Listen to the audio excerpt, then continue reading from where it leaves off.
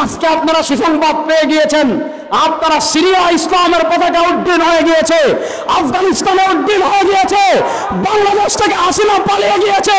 সময় আর বেশি দিন বাকি নয়, দিল্লির লাল কেল্লায় আবার কালেমার পতাকা উড়বে, আবার কালেমার পতাকা উড়বে ইনশাআল্লাহ।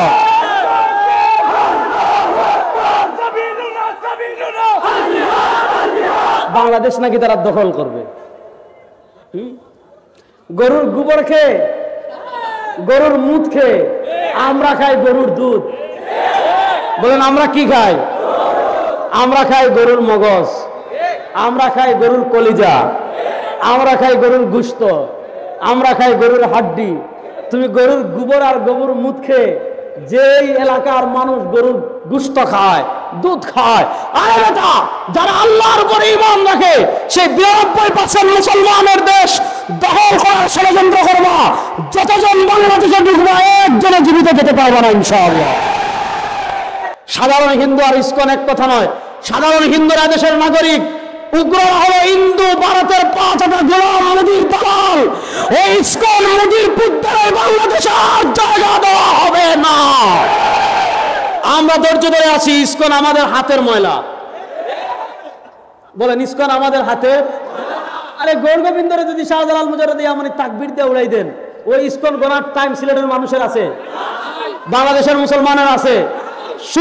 শুধু পিশাব চরমনা একদিন ডাক দেন ইসকনকে বিদায় করার জন্য, একদিকে ঢাকায় 10 লক্ষ মানুষ জমা হয়ে যাবে ইনশাআল্লাহ। বলেন আমরা অন্তর্বর্তীকালীন সরকারের কাছে দাবি জানাবো, হিজবুত তাহরীরকে যেমন উগ্রবাদিতার কারণে দেশে নিষিদ্ধ করা হয়েছে, জেএমবিকে যেমন উগ্রবাদিতার কারণে নিষিদ্ধ করা হয়েছে, আব্দুর রহমান বাংলা ভাইকে যেমন উগ্রবাদিতার কারণে দেশে ফাঁসি দেওয়া হয়েছে, হিজবুত তাহরীরকে যেমন উগ্রবাদিতার কারণে নিষিদ্ধ করা হয়েছে, জেএমবিকে যেমন নিষিদ্ধ করা হয়েছে, ওই ভারতের দালাল ইসকনকে বাংলাদেশে নিষিদ্ধ করতে হবে, করতে হবে, করতে হবে।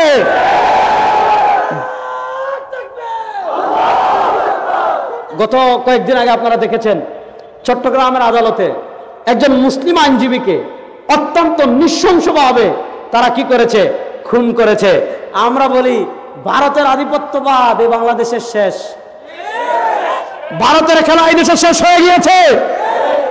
আমরা 1971-এ আমরা পিন্ডি থেকে মুক্তি লাভ করেছি, কিন্তু দুঃখজনক হলেও সত্য গত 52 বছরে মেরুদণ্ডওয়ালা শাসক না থাকার কারণে, আর বিশেষ করে গত 15 বছর এই পুতুল সরকারের কারণে যারা ক্ষমতায় আসছে অবৈধভাবে, কখনো বিনা ভোটে, কখনো রাতের ভোটে, কখনো নিজেরা ভোট করে ক্ষমতায় এসে তারা ভারতের স্বার্থে দেখেছিল। আর ওই ভারতের আশকারাপে এই দেশে সাম্প্রদায়িক দাঙ্গা তৈরি করার জন্য ওই ইসকন যে মুসলমানকে খুন করেছে, সেই খুনের আলোকে আমরা পরিষ্কার ভাষায় ওই দিন পিশাব চরমনায় বলেছেন, ইসকনকে আর এই দেশে কোনো কার্যক্রম পরিচালনা করতে দেওয়া হবে না। আপনারা ইসকনকে নিষিদ্ধ করেন, যদি নিষিদ্ধ না করেন এদেশের মুসলমান আঙ্গুলকে বাঁকা করবে, আর আঙ্গুলকে বাঁকা করলে আধা ঘন্টা ইসকন মামুর বাড়ি দিল্লি। সুতরাং আমরা ধর্মীয় সম্প্রীতিতে বিশ্বাসী, কিন্তু উগ্র ইসকনকে আমরা বাংলাদেশে আর জায়গা দেব না ইনশাআল্লাহ আল্লাহকে। সুতরাং আকীদার কনসেপ্ট ক্লিয়ার রাখতে হবে।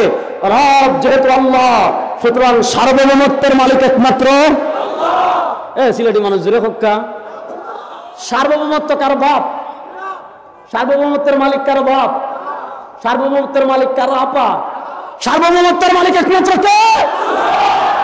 এবার বলেন সার্বভৌমত্বের মালিক আল্লাহ, আসমানের মালিক আল্লাহ, জমিনের মালিক আল্লাহ, চন্দ্রের মালিক আল্লাহ, সূর্যের মালিক আল্লাহ, তারকার মালিক আল্লাহ, বৃষ্টির মালিক আল্লাহ, পানির মালিক আল্লাহ, আবহাওয়ার মালিক আল্লাহ, রাতের অন্ধকারের মালিক আল্লাহ। সব কিছুর মালিক যদি আল্লাহ হন, সার্বভৌমত্বের মালিক যদি আল্লাহ হন, জমিনের মালিক যদি আল্লাহ হন, শাহজালালের পুণ্যভূমির মানুষেরা বলো, যখন সার্বভৌমত্বের মালিক যদি আল্লাহ হন, এই জমিনে আইন চলবে কার? এই জমিনে হুকুমত চলবে কার? এই জমিনে শাসন চলবে কার? এজন্য এটা আমরা আমাদের আকীদা, আমরা কারো বাপের আইন মানি না, আমরা কারো আপার আইন মানি না, আমরা কারো নেতার আইন মানি না, আমরা কোন স্বৈরাচারের আইন মানি না, আমরা আধিপত্যবাদের ভারতের আইন মানি না, মানি না। আমরা শুধু আল্লাহর আইন মানি, আল্লাহর আইন ছাড়া কারো আইন মানি না।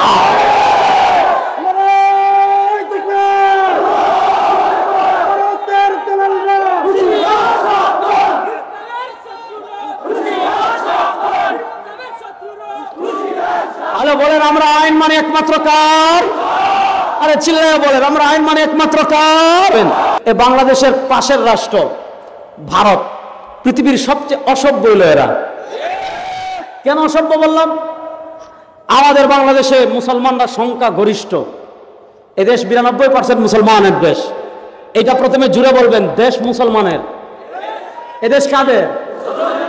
জুড়ে হইন না, এদেশ কাদের? আর এটা আমাদের আত্মপরিচয়। এই দেশের মাটির মালিক শাহজালাল মুজাররদ ইয়ামানি, এদেশের মাটির মালিক শাহপরান মুজাররদ শাহপরান ইয়ামানি।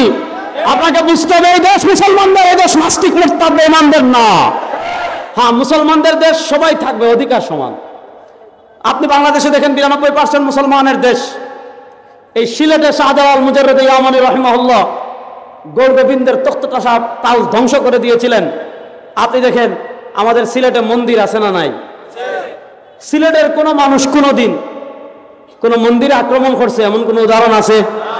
হিন্দুরা যখন দুর্গাপূজা সিলেট পালন করে, এরপর সুরমা গাঙ্গুনিয়া তাদের প্রতিমা ফালায়, আমাদের পুরা সিলেটের মানুষ জীবনে আপনারা কেউ দেখছেন যে তারা আপনার দরগা হইয়া বন্দর হইয়া যে গাঙ্গুনিয়া ফালান, সিলেটের কোনো মানুষ বাধা দিছে, একটা ইট মারছে, একটা হামলা করছে, এমন কোন নজির আছে? নাই। আপনি দেখেন বাংলাদেশে 52 বছর থেকে হিন্দুরা আছে, তারা তাদের ধর্ম পালন করছে, রাষ্ট্রীয় নাগরিক সুবিধা ভোগ করছে, আমাদের কোনো আপত্তি নেই, আমরা কখনো বাধা দেই না। তারা দেশের নাগরিক, চাকরি করবে, সরকারি চাকরি করবে, পুলিশ হবে, বিডিআর হবে, এমপি হবে, মন্ত্রী হবে, যা ইচ্ছা হোক, আমাদের কোনো সমস্যা নাই।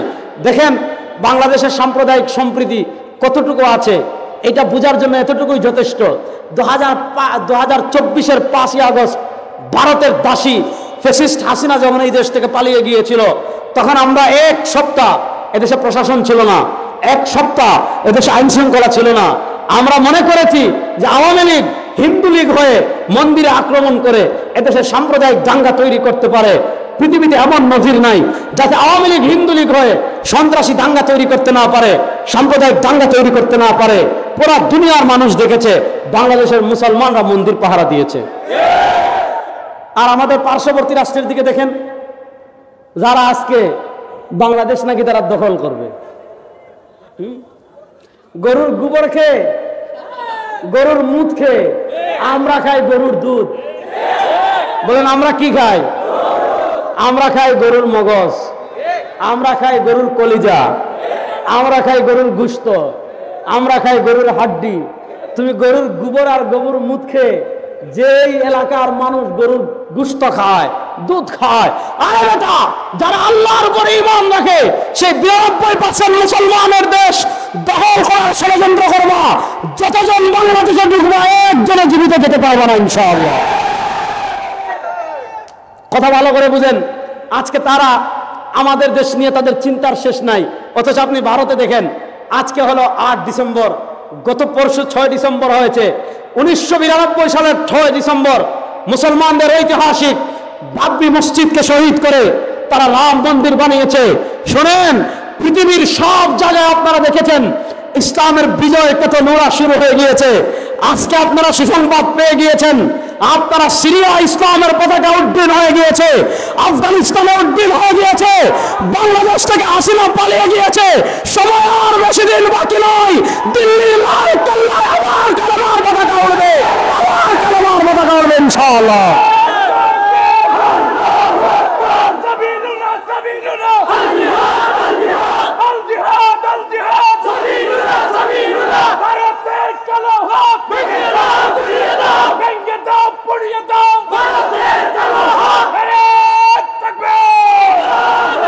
এবার শোনেন, আমাদের দেশে হিন্দুদের তারা হিন্দুর মতো থাকবে, কোনো বাধা নিষেধ আমাদের নাই, এবং আমরা কখনো হিন্দুদের তাদের ধর্ম পালন করতে বাধা দেই নাই। কিন্তু শুনেন, সাধারণ হিন্দু আর ইসকন এক কথা নয়।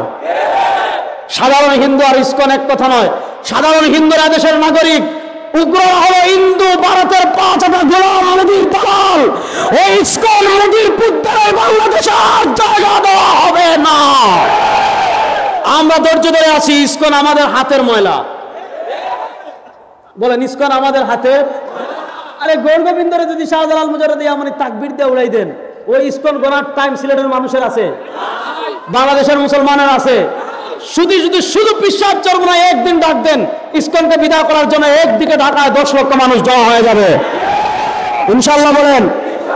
আমরা অন্তর্বর্তীকালীন সরকারের কাছে দাবি জানাবো, হিজবুত তাহরীরকে যেমন উগ্রবাদিতার কারণে দেশে নিষিদ্ধ করা হয়েছে, জেএমবিকে যেমন উগ্রবাদিতার কারণে নিষিদ্ধ করা হয়েছে, আব্দুর রহমান বাংলা ভাইকে যেমন উগ্রবাদিতার কারণে দেশে ফাঁসি দেওয়া হয়েছে, হিজবুত তাহরীরকে যেমন উগ্রবাদিতার কারণে নিষিদ্ধ করা হয়েছে, জেএমবিকে যেমন নিষিদ্ধ করা হয়েছে, ওই ভারতের দালাল ইসকনকে বাংলাদেশে নিষিদ্ধ করতেই হবে, করতেই হবে, করতেই হবে।